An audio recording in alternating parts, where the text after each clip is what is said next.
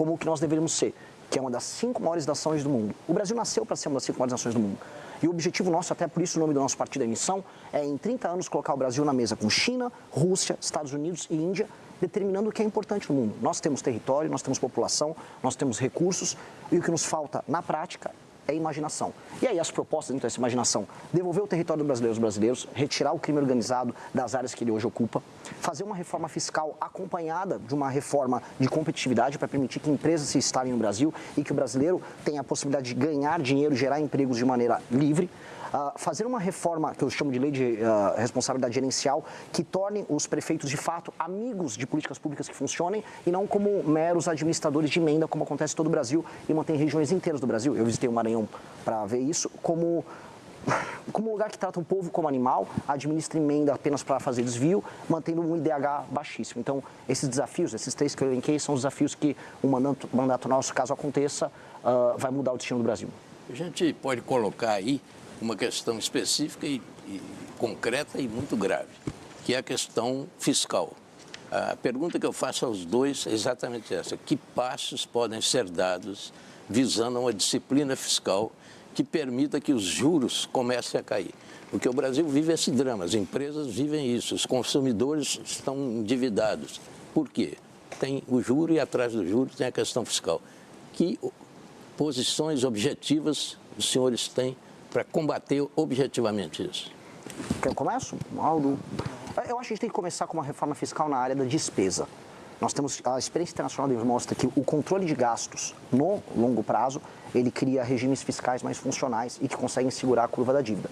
O nosso deputado federal, Ken Kataguiri, ele produziu uma PEC junto com os deputados que faz um controle justamente dessas despesas e que é muito enfática e é muito rígida.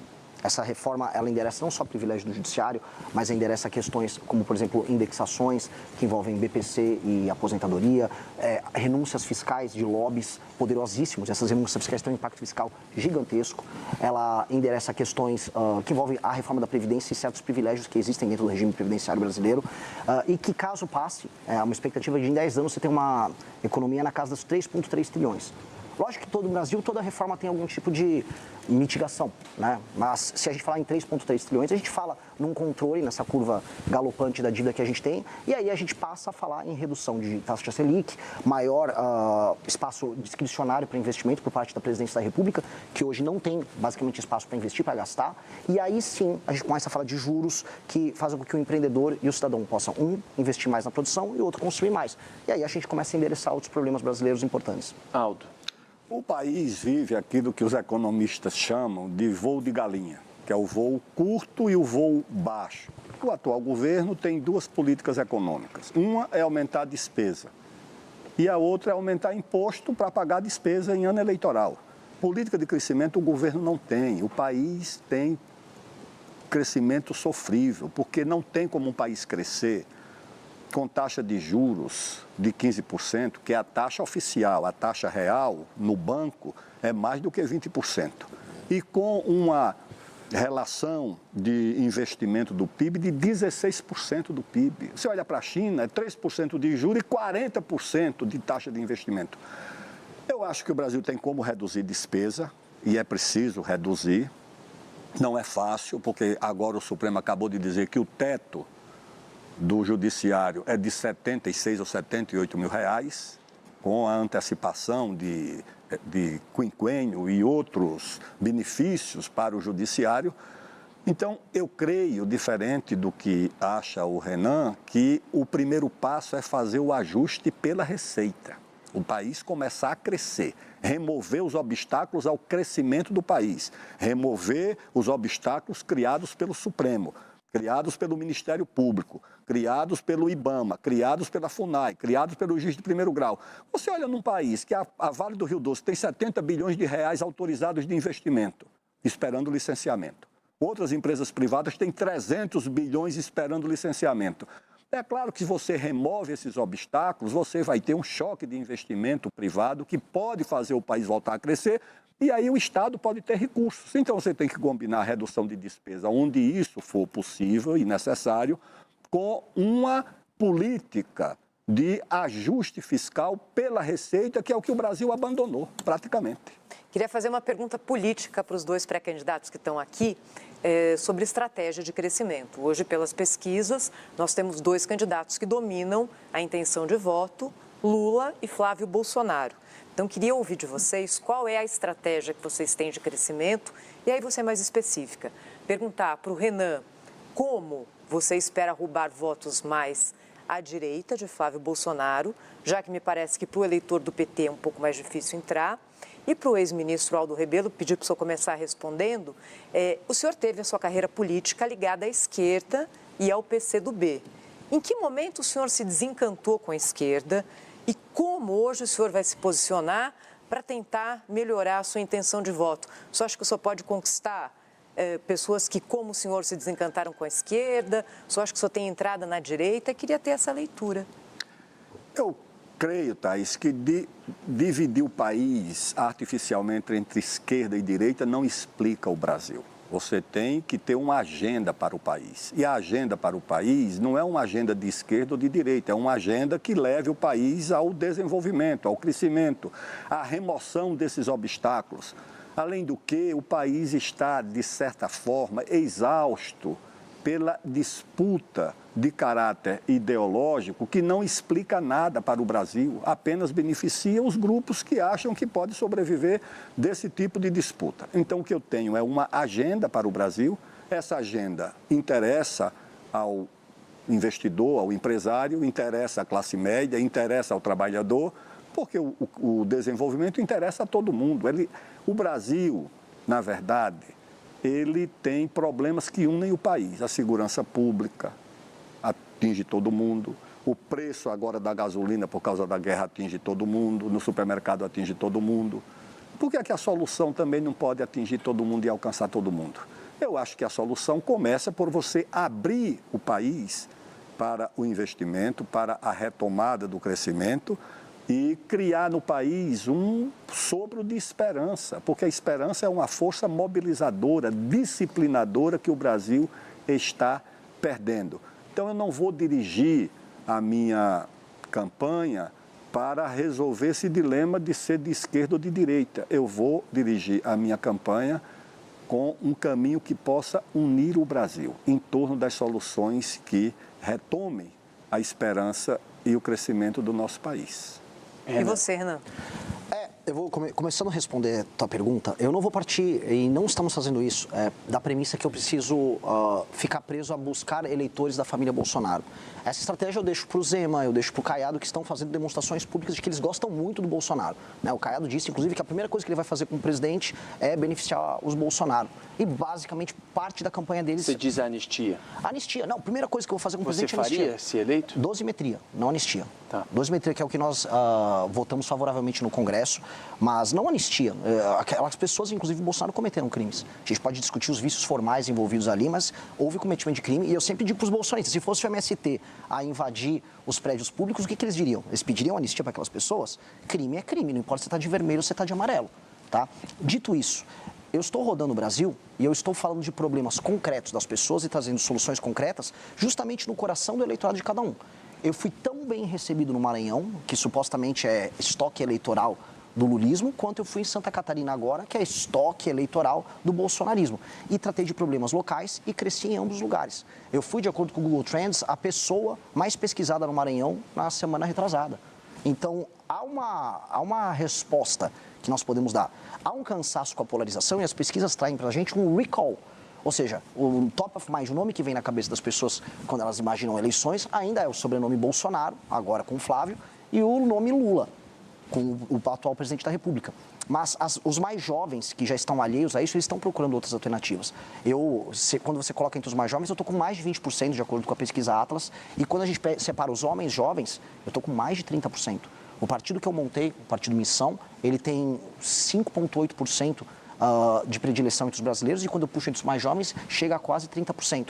Qual é o recado disso? As pessoas que não estão, vamos dizer, presas num debate público que está há 6 anos só falando de Bolsonaro, Lula e STF, elas querem soluções para segurança pública, ausência de emprego, ausência de expectativas, falta total e completa de infraestrutura urbana.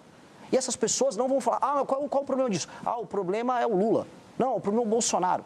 Então, quando eu estava no Maranhão, pegando estradas esburacadas e vendo as pessoas dividindo comida com urubu, como eu vi em Pinheiro, terra lá do Sarney, as pessoas não estavam ali, sabe, isso é culpa do Lula, do Bolsonaro. As pessoas, como é que você vai resolver o urubu que está do lado da minha casa? E ao tratar desses temas, aí sim, entra a questão de comunicação de maneira inteligente, a gente cresce. Então, o meu objetivo é fazer isso. Eu vou entrar no coração do bolsonarista e no coração do lulista falando de problemas concretos para eles. Vai lá, Mito. Pode ir. Eu queria já levantar a questão da segurança, que é fundamental nessa campanha eleitoral, não é? E as pesquisas mostram que esse tema, ele vem, e quando eu falo das pesquisas das últimas eleições, das penúltimas e tal, esse tema vem crescendo.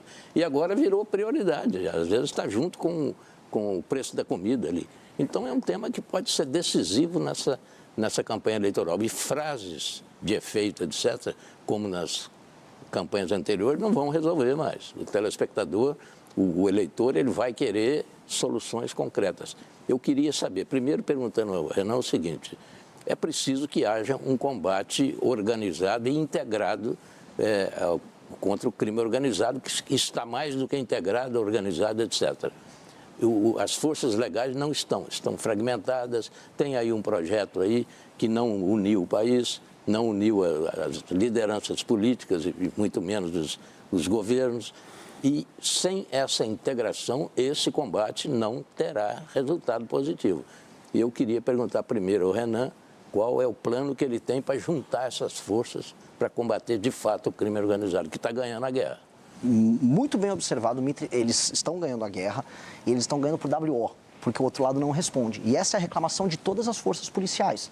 Nós dispomos de meios de ação para derrotar o crime organizado no campo de batalha, por exemplo, mas o Estado não consegue passar as leis penais e leis de processo penal, as leis de execuções penais também, de modo ao combate ser eficiente. Às vezes o policial relata, prendi um rapaz, ou prendi às vezes um menor de idade, um assaltante de celular, e ele está na rua novamente.